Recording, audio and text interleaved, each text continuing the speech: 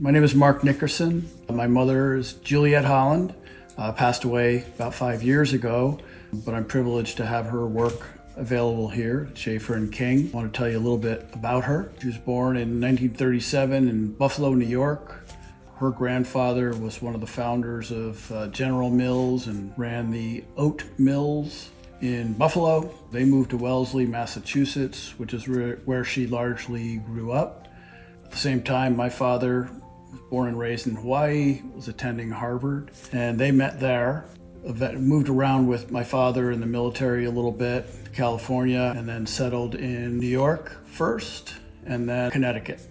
And we were there from 1962, I think they moved in there, till about 1976 in the house in Wilton. And that's where my mother really started kind of rebelling against the suburban housewife kind of existence. You know, she loved being a mother. You know, she enjoyed the life that we had there and the life they were able to build as well. But she really had this ache and this yearn for expressing her creativity. When I was younger, we had very large canvases and she would color. There would be painting and then cutting and pasting and kind of assemblages. Then she started to get a little bit more tactically into the materials. She went to clay first, substantially, spent a lot of time, had a potting wheel, and then she would hand make various kinds of ceramics.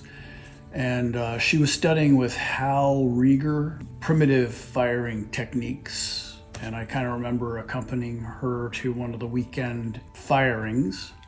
And they were just, you know, digging holes in the ground and making the fires and heating rocks and all kinds of stuff that I couldn't possibly explain, burying everything and coming back many, many hours later, had the finished pieces. She would create these much larger clay forms, very three-dimensional. You can see some detailing here of pebbles, stones. The roughness of it for her was important. That was imperative.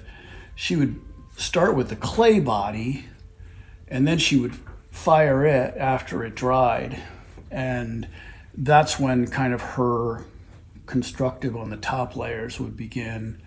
And she began applying all kinds of things. She would start building these up and wait for them to dry, and then she would rough them up. Then she would break them back down again and build up a new layer. I happen to love her clay period a lot. I think just because it was just part of what I kind of grew up with. And then she started deciding to try different mediums, and she started with wooden boxes. I don't know what triggered that. I think she just wanted a change. So then she started taking her top-level application process to the boxes. I never knew how she knew a piece was done, but I do know that it waited a long time. She would work on multiple pieces through a series at the same time, and then she would sit them and look at them and then work on something else. My parents got divorced in 1976. I was 16. And as my mother kind of, you know, used her newfound freedom to explore how she was going to create her art and then create her life, the life she envisioned. Part of her creative outlet had been local theater. She got my sister and I involved too at the Wilton Playhouse. She was always involved in the production as an actress, so she was kind of getting a sense of who she was, expressing herself in different ways. And that's significant because it bridged to meeting Cortland Jessup. Frequent director was Joe Bowman, and he was absolutely a fabulous personality, really just wild and vivacious and just a lot of fun, always great sense of humor. My mother was putting together her work life and then her social life, and Joe Bowman continued to be a part of that. He would come to the house frequently and bring along a group of his friends. And I was just sort of discovering that, he was, I guess, out in a way that you could be out in Connecticut in the mid-70s, and but living an incredibly happy life. And my mother was just drawn to that, to that happiness. And he brought over a friend, Cortland Jessup. So they met as part of this group of friends, and my mother and Cortland really bonded, and there's a lot of creative energy there. Cortland was an author, wrote a lot of poetry, wrote a lot of plays, and was very creative in trying to find her life. She was also an actress, so she remained a member of SAG and AFTRA for decades and decades.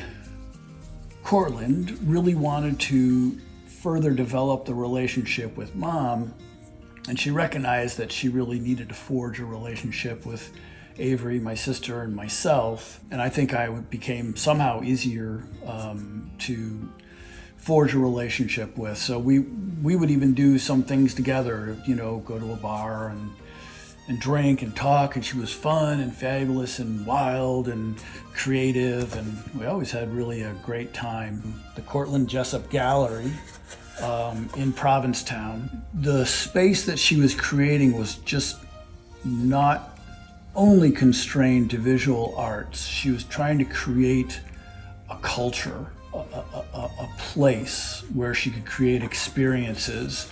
And so she would put together poetry readings, and she would bring other dramatic elements, children's hour reading, children's creativity time.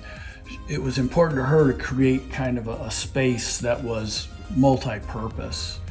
Very difficult, very challenging for her. She wanted to be the more pure form of being a gallerist, and she paid for everything. It was very, very hard to make that work. She found all these fabulous artists in the Provincetown area and brought New York City artists up to exhibit here, and yet they would leave. They would go elsewhere that was better for their career or their ambitions. I'm not saying that's right or wrong, but it just fueled what she had to constantly work at, fight against. What could they do? What can they create that would help to expand Cortland's gallery business and yet my mother's exposure, and that's when they really kind of developing this relationship with Japan and Japanese artists. And I don't know how Cortland met them, but she brought over some amazingly interesting artists from Japan, and they would spend the summer in Provincetown. And I think Mom met somebody at Gallery Poem in Tokyo, and they wanted to exhibit her work, and that sort of started a travel aspect to it. And then they made relationships while they were there, which turned into other artists for the gallery.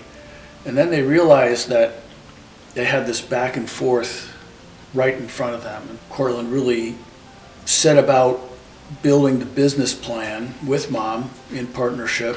And so they built this art bridge. Then it had a name, and it became kind of their business, and it just flourished. Very challenging to put together, but all the artists absolutely loved it. She had a very holistic view of what her responsibilities were to her business. And so she spent all this time creating and thinking, but she dedicated time to the marketing, to getting her work to galleries for consideration, to forging relationships with authors and people in the art world. She was so supportive of others, and I think she gave what she hoped to get back, and I know the types of friends that she made, they absolutely gave it back.